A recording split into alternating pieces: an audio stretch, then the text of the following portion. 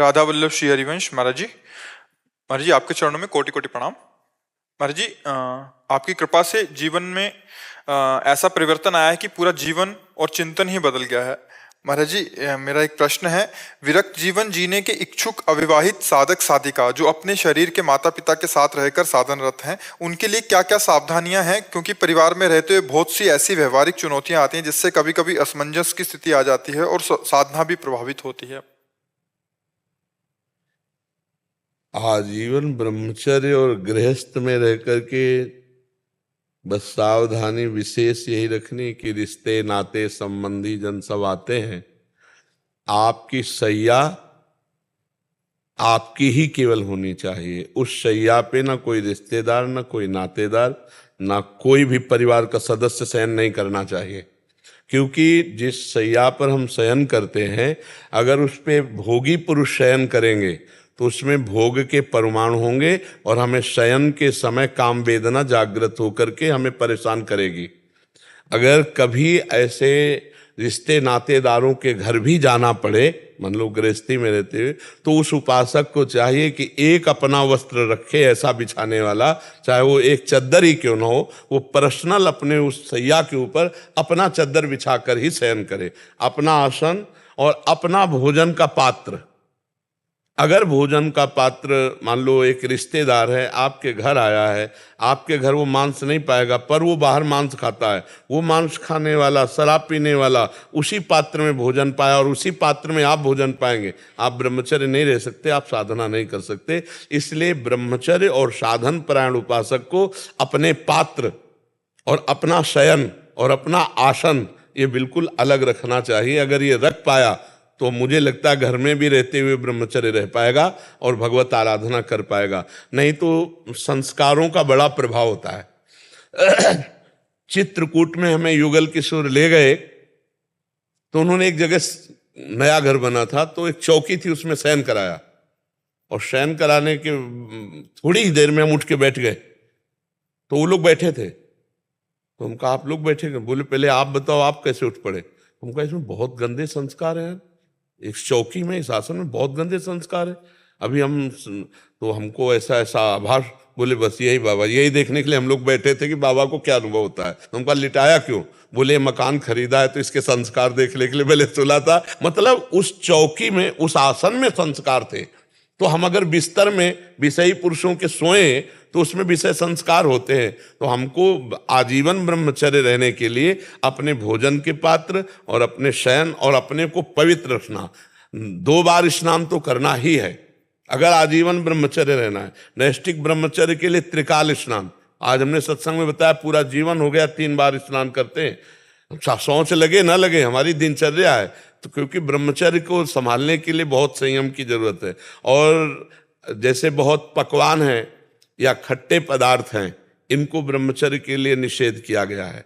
जो बादी पहुंचाने वाले पदार्थ हैं और जो पकवान गरिष्ठ पदार्थ हैं और जो बहुत खट्टे पदार्थ हैं, उनका खान पान त्यागे। और किसी भी ऐसे पुरुष से बात ना करे जो विषय संबंधी थोड़ी भी वार्ता करता हो। गृहस्थी में होते हैं ना कुछ रिश्ते नाते ऐसे जिनमें मजाक, बिल्कुल नहीं। अगर आजीवन ब्रह्मचर्य रहना है तो बिल्कुल किसी तरह का ऐसा संभाषण ना हो, और ऐसे कोई दृश्य दृष्टि में पड़ जाए तो दोबारा देखे ना, और अपनी नेत्रेंद्रिय को बचावे और चिंतन को बचावे, चाहे पशु पक्षी के ऊपर ही क्यों न जाए। तो हमें लगता है फिर गृहस्थ में रहकर ब्रह्मचर्य रहा जा सकता है। नहीं तो जैसे साधु जन है, एक समुदाय में है, समुदाय में ब्रह्मचर्य बहुत अच्छे ढंग से बन जाता है। जैसे 100 संत हैं, अब कुछ हाल में है, कमरे में 2-2 पड़े, तो एक दूसरे के सानिध्य से अपने को बचत हो जाती है। कई तरह के भय से, बिनु अवसर भयते रहा जोई, ब्रह्मचर्य अब कैसे रहा जा सकता? बिनु अवसर और भयते रहा जोई। अवसर नहीं है और भय है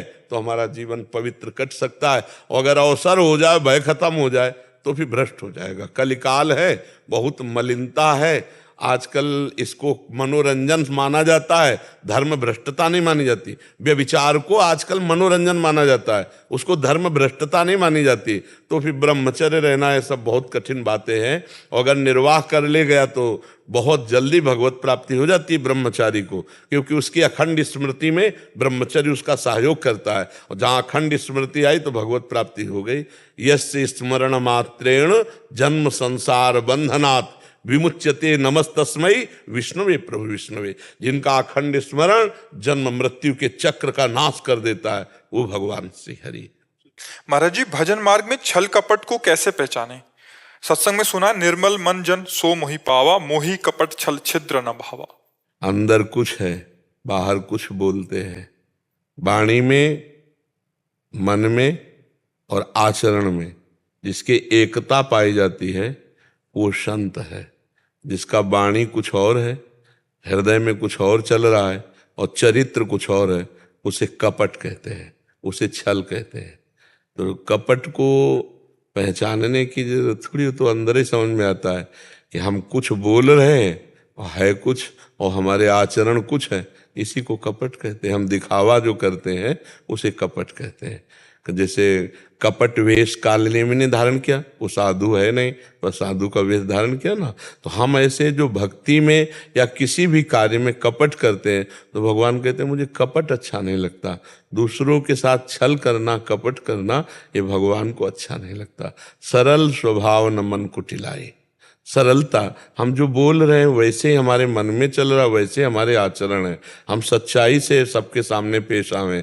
कोई बनावटपना नहीं होना चाहिए, कोई छल नहीं होना चाहिए, कोई कपट नहीं होना चाहिए। तो भगवान को, जैसे हम नीच हैं तो हम नीच हैं, कामी हैं तो हम कामी अपने प्रभु के हैं। हमारे प्रभु सुधारेंगे, हम वैसे जैसे हैं वैसे। बड़े बड़े संतों ने देखो कैसे अपनी बात कही। गोस्वामी जी कह रहे, जो मैं अपने अवगुण कहूँ, बाढ़े कथा पार नहीं लहूँ। अगर हमसे पूछे कोई तो हम अपनी बड़ाई मारेंगे, लेकिन जो संत है वो क्या कह रहे, जो मैं अगर अपने अवगुण कहना चाहूँ ना तो बड़ी कथा बढ़ जाएगी।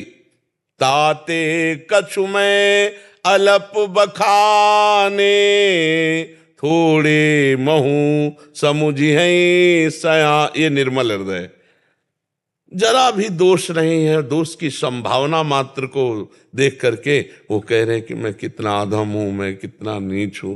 जो सूरदास जी महाराज, मोसम कौन कुटिल खल कामी, जिन मुको तन दियो ताहि बिसरायो, ऐसो नोन हरामी। ये निर्मल हृदय। हमसे पूछा जाए तो हम अपनी मलिनता को छुपाकर साधुता को प्रकाशित करेंगे, अपने नीचपने को छुपाकर महानपने को प्रकाशित। ये छल है, ये कपट है। भगवान करे मोहि कपट छल छिद्रन, निर्मल जन मन सो। देखो निर्मल मन से हनुमान जी महाराज कह रहे, असमय अधम सखा सुन मोहु पर रघुवीर। नहीं कह रहे मैं ऐसा अधम हूं ऐसा। सबरी जी देखो निर्मल हृदय, अधम ते अधम अधम अति नारी, तिनमा मैं मति मंद अघारी। ये हम जैसे हैं वैसे भगवान के सामने और वैसे समाज के। कोई नाटकबाजी, कोई दंभ, कोई पाखंड, कोई छल कपट, ऐसा हम ना करें कि अपने को श्रेष्ठता दिखाने के लिए हम श्रेष्ठ है नहीं और श्रेष्ठ बात करें।